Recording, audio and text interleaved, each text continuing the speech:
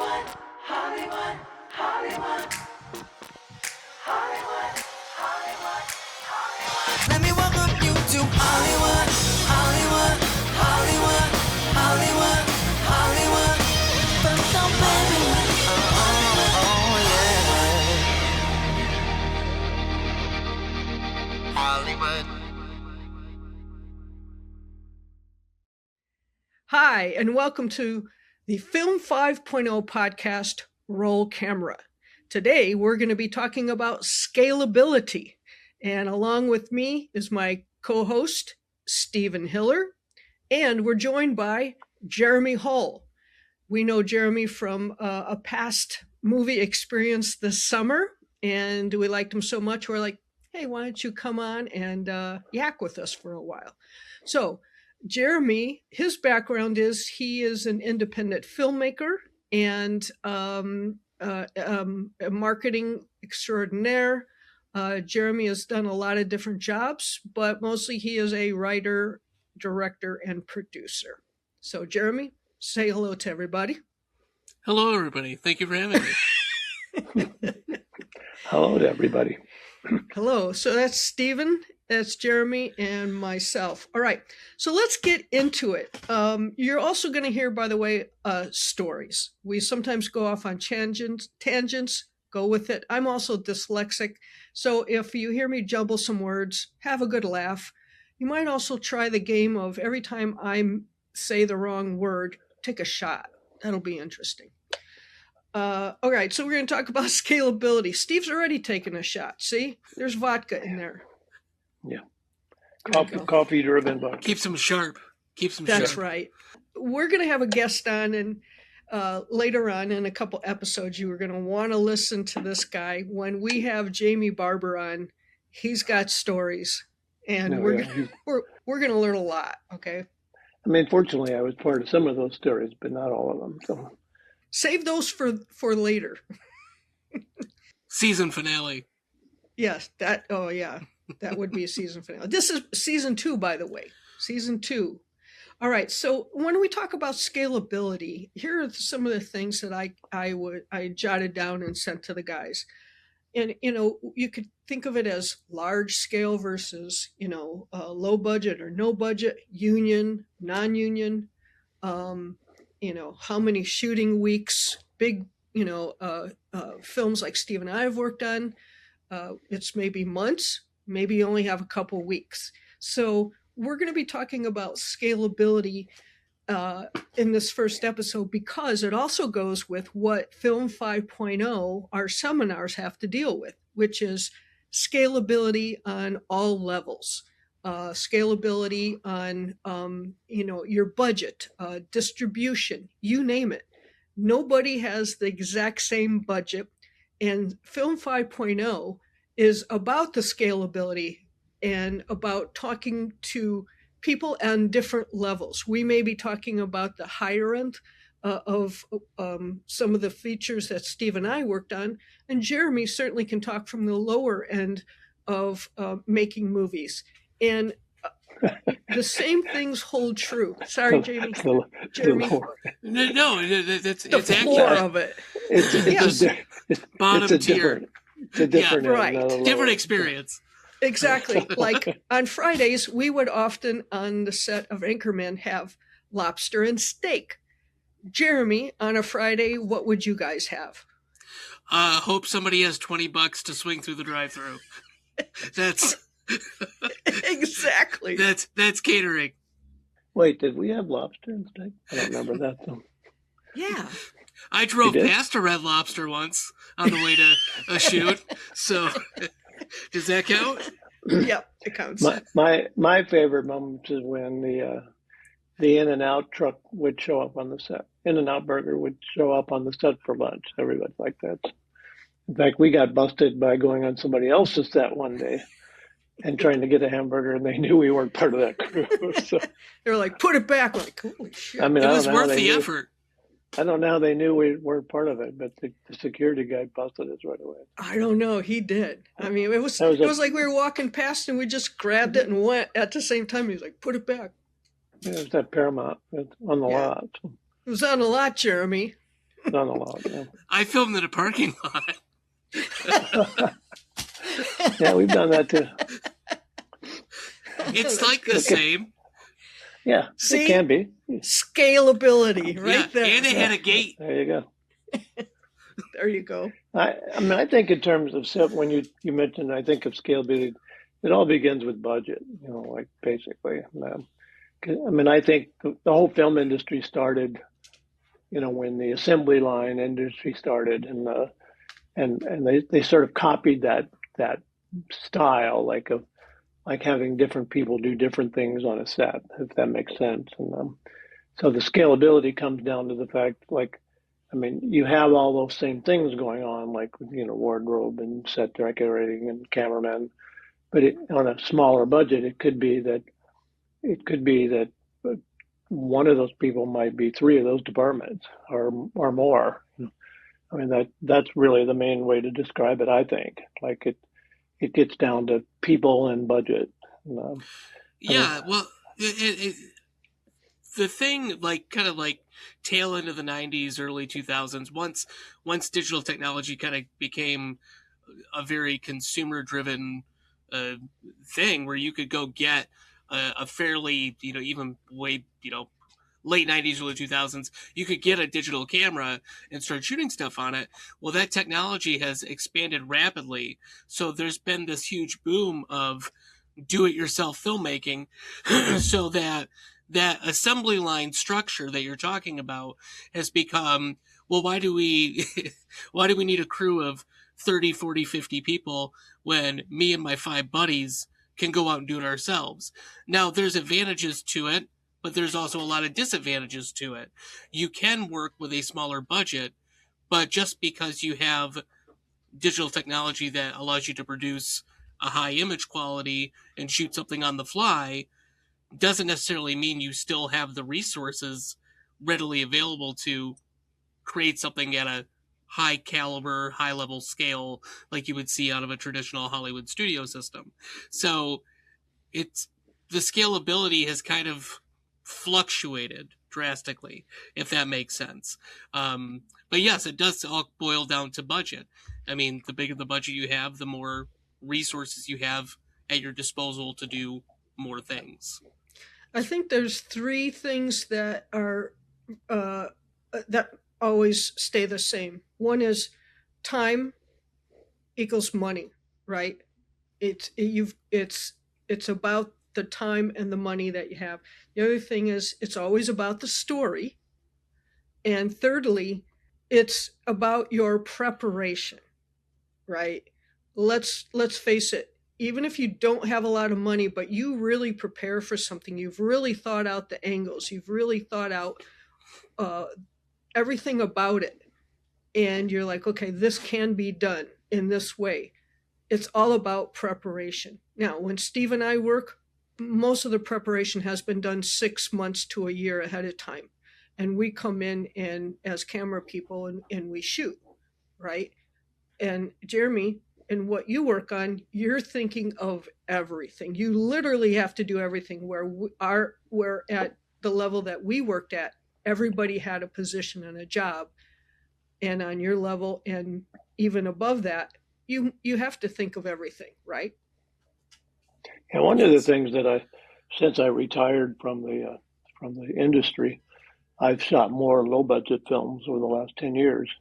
And one of the things that I always emphasize with these people, and sometimes it works, sometimes it doesn't, is the idea of a production meeting. So like once you get that script, I said it really helps, like if everybody sits down, we've had production meetings on every scale, on every size, but it helps on low budget to get everybody around the table and really go through the script to figure out what you're going to do, it may change during that reading where somebody said, one was going to do one thing, maybe another. Now it may be that, okay, now like today you're going to be doing set decorating and you're going to be doing something else craft service. Yeah. So that production meeting is really valuable because everybody then is on the same page what they're doing. And I've always stressed that sometimes it works, sometimes it doesn't. I've had a lot of production meetings that turn into like just a little gathering of when they never Yeah. really get to the script at all. They don't understand what we're doing there, so that's very frustrating. So, but like on the scale, like I mean, I'm thinking in my career, like even back in film school in the '70s, we understood the structure of film, and we tried to give everybody jobs and stuff, but usually the director and the camera were the key, and everybody else just kind of fell into place somewhere along the line. Like, the idea. I mean, I learned about focus pulling then, and that was kind of secondary in film school. It's like, oh, somebody has to do that. So like, but but when I started working in films and became a second assistant on in film, at the time there was no actual loader position so much.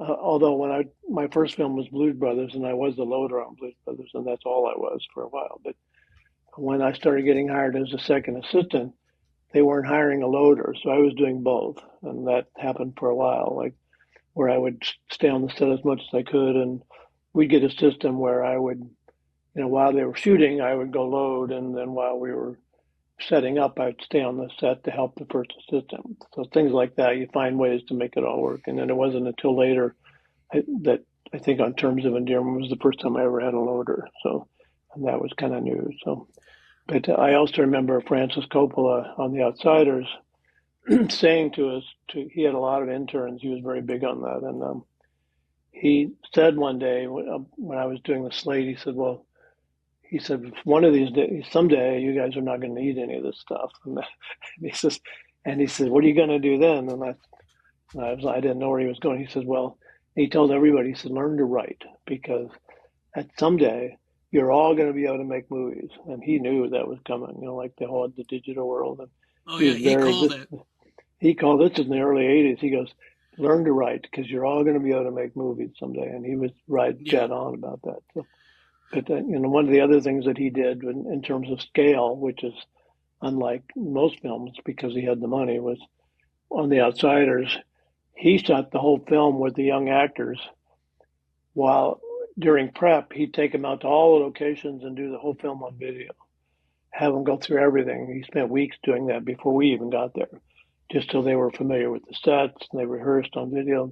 I mean, nobody gets to do that budget wise, but No. he'd take this cast out and he shot the whole thing on video. I didn't know any of that happened until later, but that in terms of scalability, that's like up there. And then you get down to where some of the actors may not see the script until the day they show up. So Yeah, well, I to your point, with all that, I think that one of the things from the low budget indie side of filmmaking, and I feel like there's this kind of like over eager mentality of we want to jump right into it and we just want to get it going. We have the momentum. We're really excited. We want to do it. But if you're not careful, that actually works against you. Like it is very important to have production meetings and get everybody on the same page.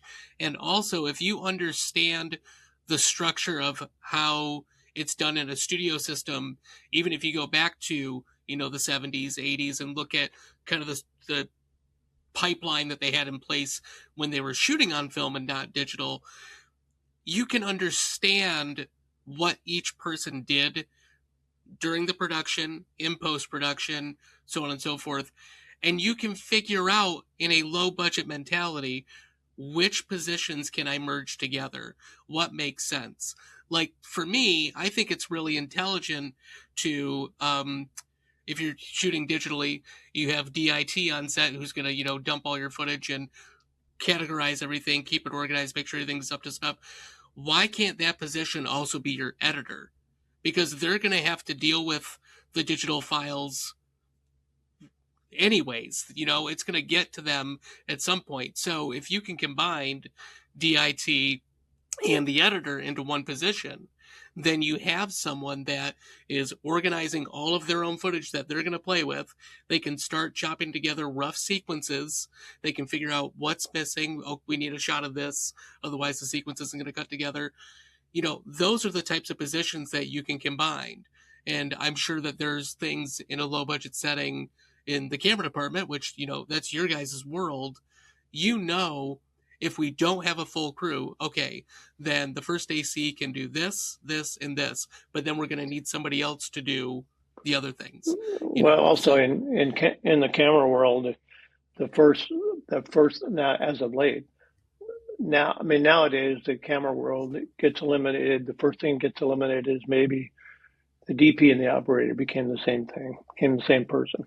You don't get to have an operator, and then sometimes even now the operator winds up being the focus person too, which is, you know, like, I mean, a lot of, even nowadays, a lot of people don't understand that the focus puller is that there's somebody next to the camera actually keeping the camera in focus. A lot of people don't know that.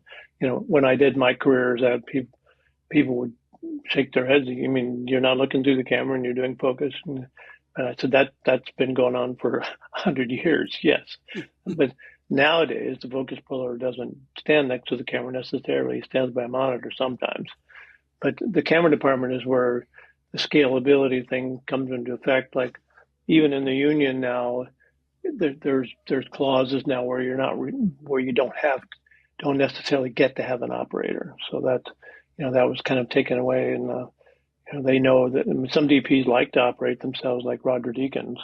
He likes to operate himself, and rarely has an operator. Some DPs don't. They'd rather sit back and watch the monitor to tell what's going on. So, and from my own experience and Linda's, that's the department where things can really fluctuate depending on budget and so forth. And, you know, and again, maybe your focus puller is also your loader, and, you know, like, and so on and so on. So, I think scalability in discussing it should also talk about what we know from our years on sets that low budget maybe doesn't do. Is the very first thing is, besides saying, okay, you're gonna do sound and you're gonna do that, is to have a concept meeting. And a lot of people don't know what a concept meeting.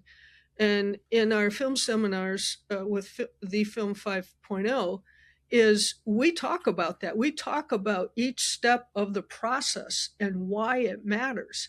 So even if even if you're doing a weekend shoot, have a concept meeting. Take the time. There is no reason, with the amount of ways to communicate with people, Zoom, this way, on your phone, whatever, to sit down and at least have a concept meeting going through the script, even if it's 2 pages versus like we get 160 pages, whatever it is, to sit down and say, this is what the crux of this is. This is the time period. This is what's happening, and really go through that. Then once everybody, once you say, okay, maybe a week later, you have the location or locations, you have the actors, you have the wardrobe, you have everything.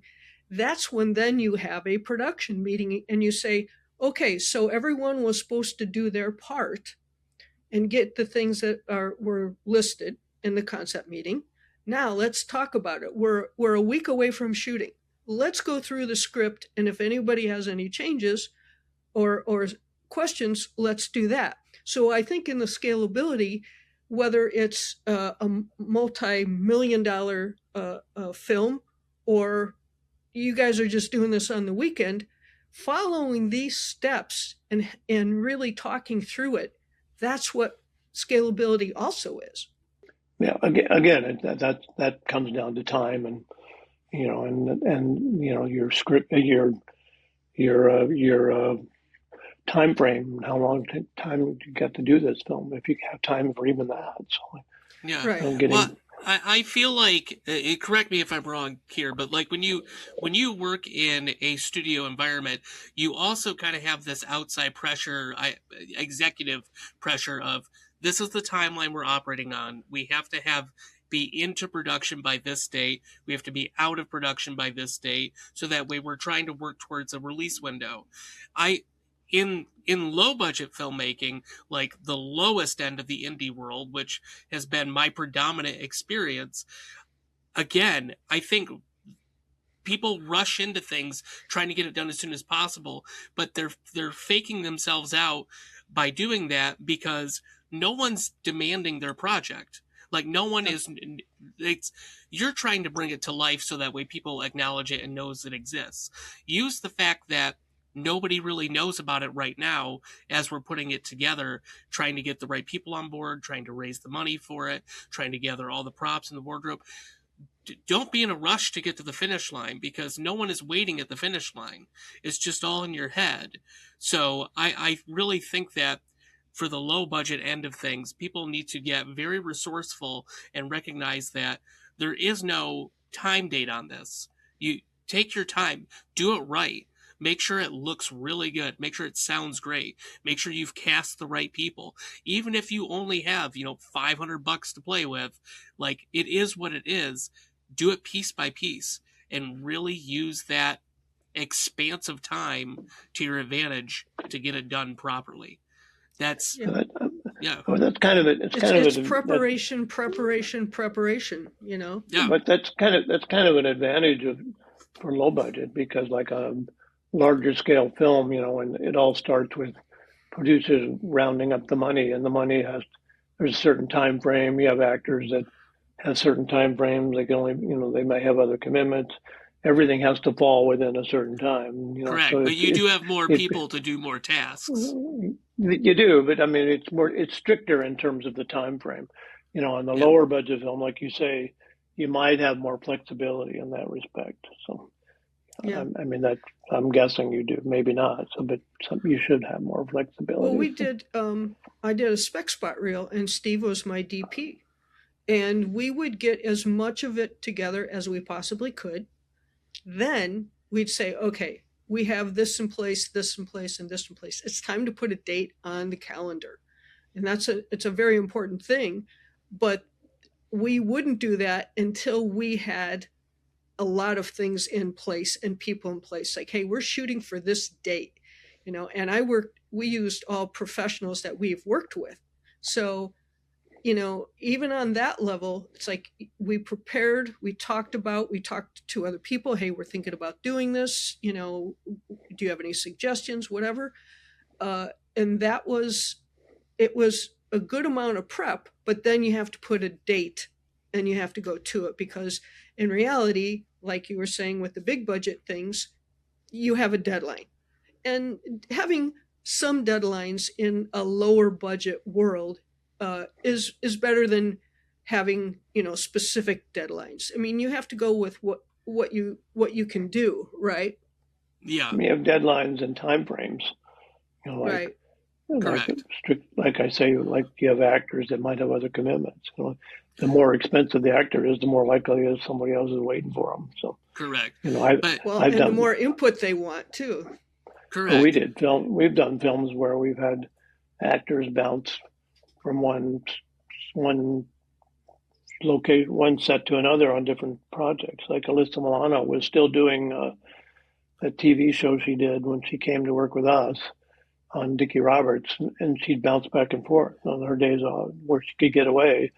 She'd come back and forth. So that meant when we had her, we had to be really tight about when we could use her. So gotcha. Yeah. But that also boils down to your point that preparation, understanding someone's availability, is that is a very scalable aspect, because even if you're working with someone that's not an established star, people still have their own lives to deal with. Yeah. And so you're constantly navigating who's available when, what time frame can we get them in, when do we have access to that location. And in the low budget world of filmmaking, my experience with locations is that's really the biggest time crunch, because if you tell the person that owns the bar, oh yeah, we're just going to film from 7 p.m. until 4 o'clock in the morning, then we're out of your hair. But you were foolish enough to think that you could shoot 18 pages in a single night. I hope you're doing everything as one long tracking shot and everybody knows their dialogue, because you're not coming back. Plus there's weather situations too. Like, yep. If you're, that whole day, whole things can change because of weather. You have to be flexible in that respect. And yet usually there's an alternate, if the production has laid it out properly, it's laid out where you have alternatives on those days. But you also have to be aware that when you're going to do those alternative days, those particular actors maybe it has to be a day where they're available. So that gets to be tricky too. So Yeah. Well, there's so much to plan. But again, the preparation is the biggest thing. It really is. Yeah. We've all been on those shoots where there wasn't a lot of thought put into things, and you really need to. You think people have said to me, "Oh well, it looks like you guys are just sitting around." No, when we're setting up a scene, camera set.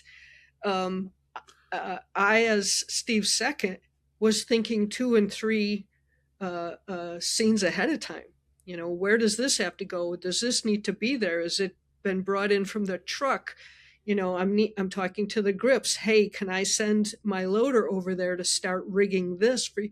It's constant looking ahead, and that again is something.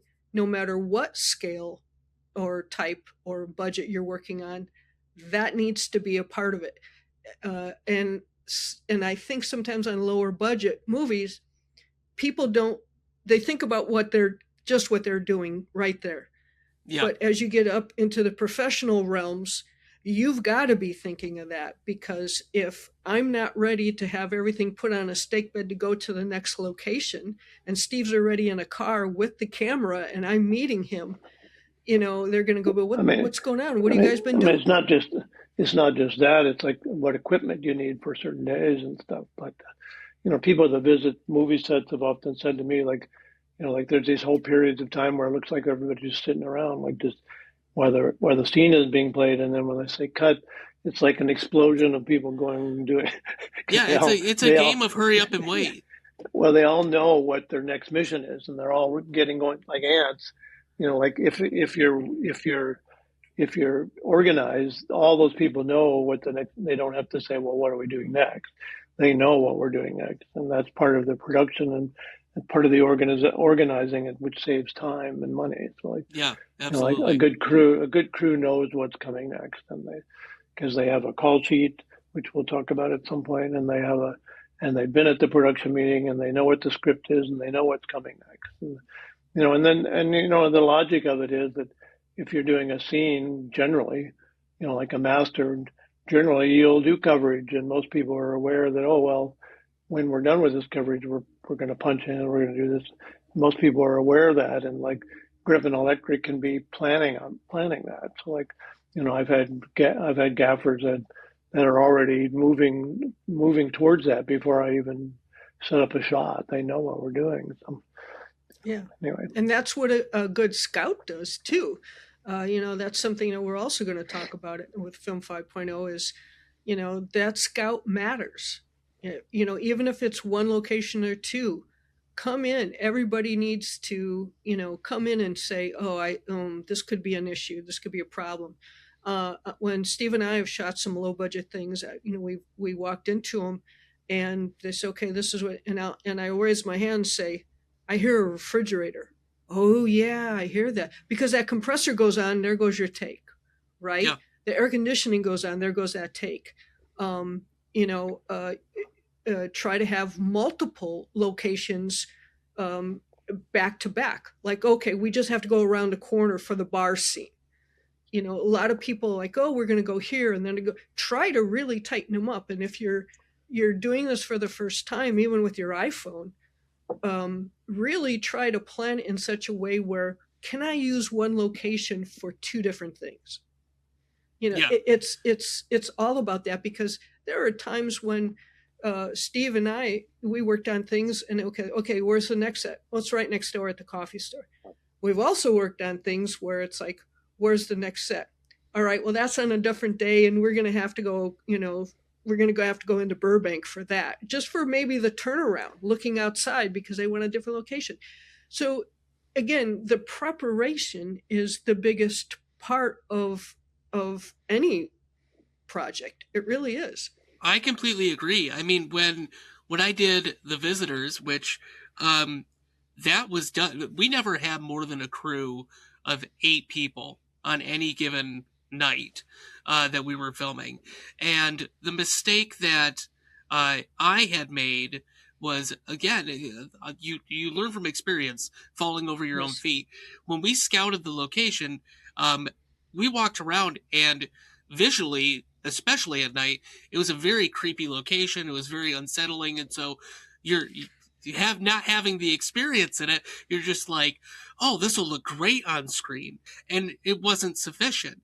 And on top of that, the house was so old that you would plug in a very low wattage, just LED panel light, and that would blow the fuses for half the side of the house. And then you'd have to find the fuse box, which is rusted down in the basement, trying to, get the thing to work again. And then you lost an hour of your night just messing with that stuff. And I think it's important too, when you scout locations, speaking of preparation, bring one or two other people with you that are going to be looking at things that you're not. Just Well, yeah, sound guy, gaffer. yeah, but even if you Electricians. do, even if you don't have a professional like that, just tell, Right. like, if you're just bringing low budget, bottom tier low budget stuff, tell one friend, keep an ear open. Tell the other friend, keep an eye open for things that might just be like, this could be a hazard, or, did you notice that this light is shattered up here? You won't be able to turn that on for like any purpose whatsoever. So there goes a practical. But when we did the visitors directly across the street from the house, there was a family that had these big grain silos that would basically like dehydrate everything that was inside of it. Well, we didn't know what their schedule was. Halfway through our production schedule, they flip those things on, and they stay on for weeks. So it just, the background just goes wah wah wah wah wah wah wah wah. You had to be 3 feet away from people just to hear what they were saying. So our sound was screwed. I mean, like, you would have never thought to have asked them when they're going to turn those on. And so there is a level of planning that must be done on every single scale, and you have to question the things that you don't even think to look at. When you said the fridge, yes, the fridge will hum. What type of heating system is in this house? Where is the fuse box? How old is this house? Is it insulated? Does that toilet run? Yeah, does the toilet run? Like, every little thing that you think just sounds so stupid, look it over, because you never know what you're going to run into. Do these windows open? Stupid thing to check, but check them. Yeah. We're also going to do a podcast on tech scouting. And this is, a good thing to lead into, because there's so much on a tech scout. Well, I mean, getting back to the tech scout again, like you just said, scalability again. Do you have the time, and do you have the people that can go out and do that with you? Like when you go out and scout the location that you're going to film at, do you have the right people that know what to look for? I mean, you may want to be directing it. You guys go as a director or in the cameraman, but they're not looking necessarily for all those little details.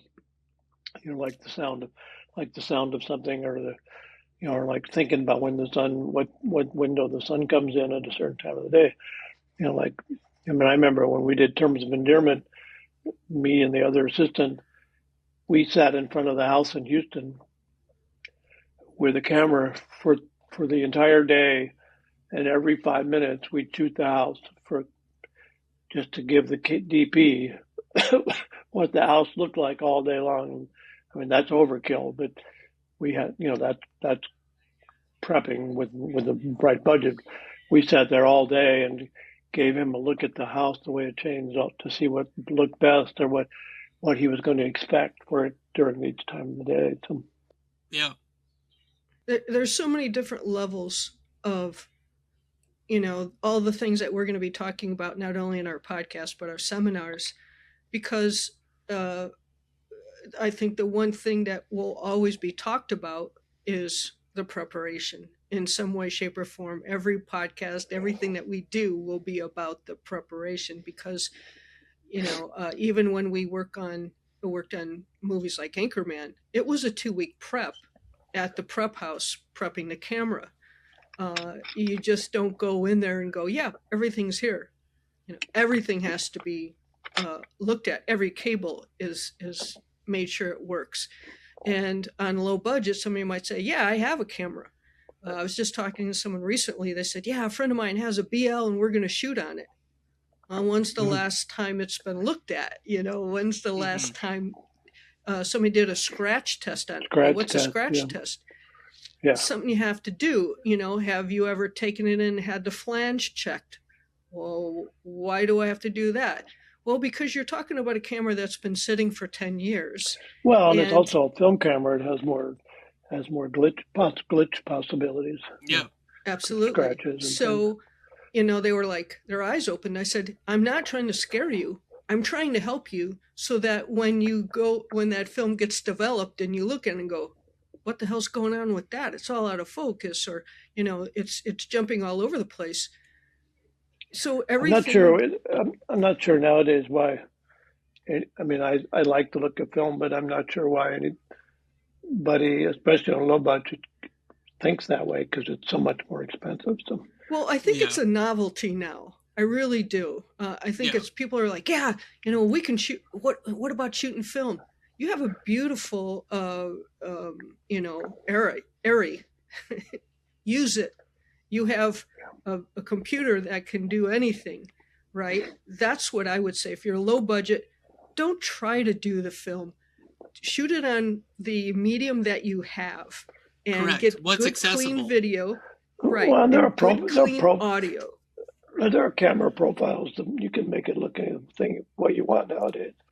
Yeah. Well, that's what I'm saying. It's like you can put in a really good film effect. You can do anything. A lot of the reasons why people still shoot film, especially with Marvel movies and things like that, is because they have that negative that they can scan at any 4K, 6K, whatever. And special effects, visual effects, love it, right? Because they can manipulate that frame. So a lot of times the bigger budget movie is because they need it and want it, and also they have the budget for it, right? Correct. Yeah, on a micro budget scale, the idea of shooting on film is such a luxury, and it's one of those things where it's a medium that is quickly disappearing, for lack of a better phrase. But to your point with scalability, even if you're using the camera or the equipment that you have at your availability, just that you can hold in your hand, even if you're shooting something on an iPhone, you have to know, how long is that battery going to last? Is there anything on that phone that is occupying space that is going to cause the footage to, cut out because the hard drive is full? How long does it take before it overheats? Even though it has an optical lens on it, which is going to give you the best image quality, but what is that? Is that going to be a 12 millimeter optical lens? Is that 18 millimeter? So you have to gauge how far back you're going to stand. Can it shoot 24 frames per second? Does it shoot in a log format, or is it just going to be, this is the color palette straight out of the phone? Like, these are the things that you have to think about. And then, how are we going to record sound? Because are we just doing a little lavalier mic that plugs into the base of the phone? It's just clipped onto the actor? Do we have a whole separate sound system? You have to plan and prep that out. It's a different scale of making a movie, but the scalability mentality of how do we properly prep this, it's the same in Hollywood as it is on a no budget feature film. Plan and prep. And make and trying to make the most of what you have. So. Correct. Yes. All right. So one of the things we really haven't talked about as far as scalability is actors, talent, also background people. Do you spend more time and energy, or maybe more of your budget, on your actor? Do you have, background people? Do you try to not write that in? I think if someone's just starting out trying to make movies on their iPhone by themselves and just trying to figure out, how to shoot things, just get somebody you can work with. But you know levels of acting when you see it, right? You know the guy who's just in the weekend performances at the local theater versus someone who's been doing it. So, Jeremy, since you've worked more on, you've shot The Visitors, uh, tell us like what you think of scalability and casting someone, how that works. Yeah, okay. Well, it goes without saying that you still want to cast the right person for the role. So you still have to have auditions and have people read for the part, so that way you make sure you're putting the right person as that puzzle piece in the production. You may not have the budget to afford a high-end actor, but that doesn't mean that their performance still shouldn't be believable and feel like a high-end performance. So that scalability aspect carries over. You still want the right person for the job. But one of the things from the low budget and micro budget ends of the filmmaking world is I think that a lot of independent filmmakers working with a very minimal budget, they try and I've seen people try and make really hard hitting dramas without any named talent in it, and that is a surefire way for it to not get seen. And I don't say that like you didn't do a good job writing it or it's not a compelling story, but an audience member's first instinct at watching something in the low budget end of the spectrum is not going to be a hard hitting drama unless they recognize somebody that's in it. So I would say part of casting the right people is also casting the right concept for your movie. So we did a low budget horror film. We are not new to making a low budget horror film. There's a billion that came before us. There's a billion that come after us. But we can make a very high concept piece that will hopefully intrigue people, and they won't necessarily care about the names that are in it. We still want good performances and really talented actors, but we're not going to be able to afford Brad Pitt. Like it's not going to be anything like that. So I would say from a scalability mentality when it comes to casting is look for the right person for the role, but understand what type of project you're making too, what that role has to achieve within the concept of what the story you're telling, essentially. And I hope that makes sense, because I know I bounced back for two things, but Well, yeah. it makes sense, but I mean, also you got to know that, on a really low budget film, you may not have a lot of options in terms of the actors, even Correct. known or not known. You may be very limited in how many people you can pull in, even to audition for stuff. So that Yes. that's one of the things you're going to be fighting with too. Like, finding the right person may be difficult, if possible at all. So I mean, and then it becomes a matter of union, non-union, all that other stuff. I'm assuming, on the lowest budget, you're going to be non-union, and then you got to find these actors somebody that can do the job, that's interested in your script, Yes. so that makes it hard. And always pay them, even if you have to raise a very small amount of money. Let's say you've managed to raise $10,000 to do a feature film, and like that's all the money you have to play with. It may not seem like much, but even just making an offer to somebody who is interested in being in the project, that has shown you that they can deliver a really good performance, like, hey, I know it's not much, but this is what we have set aside for actors. We'd like to pay you this much. Are you still interested? And Yeah. to piggyback off of that, I would say even if you don't have a ton of money to pay someone, like I said, A, still pay them, but B, find people that are passionate about the process and passionate about performing. They really want to do it, because someone who loves acting and loves the acting process, even if it's only $700, they're going to try and give you a performance that's worth $70,000, $700,000. They really want to be there. And surround yourself with those people.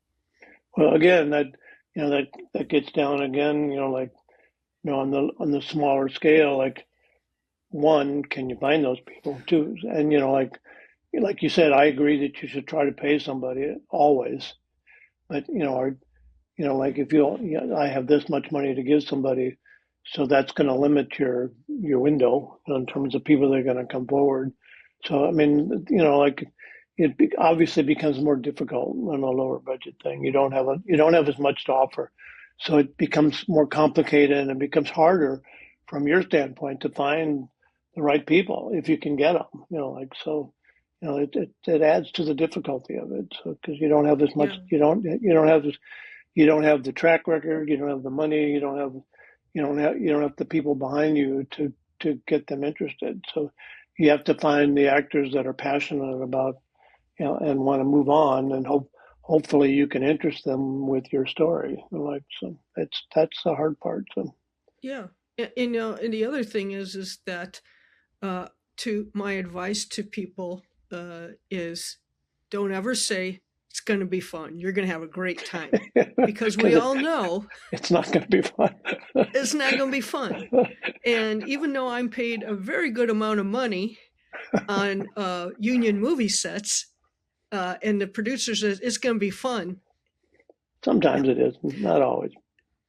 There are moments of fun, but please do not tell your friends or family that are going to be in it. You're going to have a great time. It's going to be fun. This is film business. It's a business. You're trying to get what you have out there, right? It's work, and it's going to be hard to make it work. So. And to that point, the more prepared you are, and if people are coming into work for free and they see that you have done the work, you've done the preparation, those kind of things, you've really thought about and laid things out, they'll be happier to work with you and possibly do it again and stay. I mean, how many times have you been on a set and it's like, well, we lost the boom guy today. You want to try to keep that group of people together and to be able to have that cohesion, even if it's just for a weekend, right? And you don't want people leaving going, God, that really sucked because they weren't prepared. You want to be prepared as best as you possibly can. Again, you're talking about all the realities of low budget that are going to hit you side of the head. Like those things are all going to come up. You have to be prepared to, like you said, maybe next weekend the guy that I hired to do this is not available. Like, because they have a life too, and you're not paying them enough to make it part of your life, to make them part of your life. So all that stuff has to be taken into account, right? And it makes it harder, and that's part of the scale of things. Like as we say, the lower and it's all about the money and time. So it is. Yeah. Well, people's time has value, and that's the money aspect. The money is paying for their value of their time, what they're able to set aside. And you are right. Now, I would be interested in exploring this maybe in a later discussion, but you're saying like it makes it harder when you don't have the resources to pay a designated group of people, get proper equipment or proper location, stuff like that. But you have to have the notoriety and make something that really stands out to get you the attention in order to do that. So how do you do that without already having those people in place? It's a catch-22. It's like people are telling you, make something that's really great that has named people in it, but you can't afford them. So figure out how to do it. And you just kind of get caught in this tangled web. So use what you have at your disposal and just go with it. Yeah, I mean, you really have to look at a lot of different things, especially, like you, Jeremy, you're writer, producer, director, everything. But what one thing we didn't talk about is a lot of times you have to go with your gut, right? Well, an awful lot of times. Yeah, you're just like, this actor, he really wants to do it, but So, you have to look at everything. All right, so let's start to end this with advice or takeaways from what we just talked about. So, what is the best takeaways about scalability? Let's talk about the best things. I mean, I think I mean, understanding what scalability means to start with, in terms of making a film. Again, it's all about time and money. So understanding what, when you start a project, understanding where you fit on that, where you're going to fit on that graph, and plan accordingly. I know I want this film to look like this film I just recently saw, but I also know that's probably not going to happen.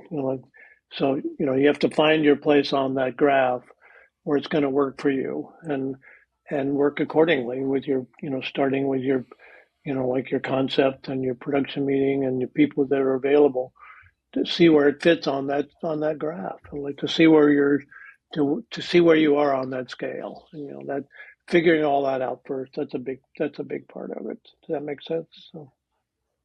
Yeah, I would say the great thing about scalability is recognizing whether you're on a large scale Hollywood production or if you're doing a micro budget feature film, everyone starts with a blank page and starts at zero.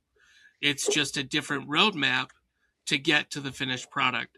So I take comfort in the fact that the rules of a large scale production are still the rules of a small scale production.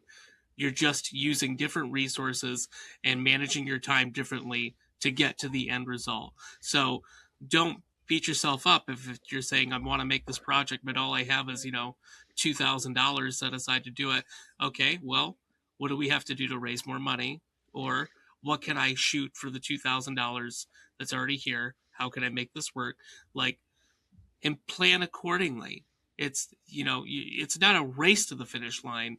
It's proper planning and management to get to that end result that you want. So it's the same rules apply. It just looks different depending on which end of that graph, Steve, that you mentioned. Which end of that graph are you on? So that's what I appreciate. And know that at the end of the film, you're saving money because your credit list is not going to be as long. Just put the name with That's what right. they did underneath it. Simple as that. There's where you're saving a lot of money because people aren't going to sit and wait for it anyway. So That's right. that Well, drives me as nuts. somebody mentioned that we've worked with, and is in our seminars, is proper pre-production prevents piss poor post-production. Yeah. And I think that's really it. And again, the bottom line is how do you prepare? How do you put that together? Because trust me, your crew, depending on, how a novice they are through people that work at the top, will know, especially like Steve and I, we can walk on the set and we know how much you've thought about things, how much you've prepared things. It becomes extremely evident because we've been doing this so many years. So, just think of it as that. You may be working on just a weekend thing. And Jeremy, you were talking about how you would have to shoot things on this day and then, maybe do something else on another day. That's all okay. And like you said, there was no time, so that could all work itself out. And you knew the time you had. So don't stress on that. Just do the very best planning and shooting and executing it that you possibly can. That's all you can do. But if you plug here, if you do look on Film 5.0, as we start putting up more and more seminars, we're going to be talking all about this, so you can learn from that, and you can start to say, oh, this is how Hollywood does it. So therefore, when I'm planning my next production, if I start following these ways that they do it on the higher levels, if you start making more and more films and getting used to that, and eventually get to, hopefully producing or directing your feature film for Sony Studios or whatever it is, you will now know what steps you need to take to get to that level, right?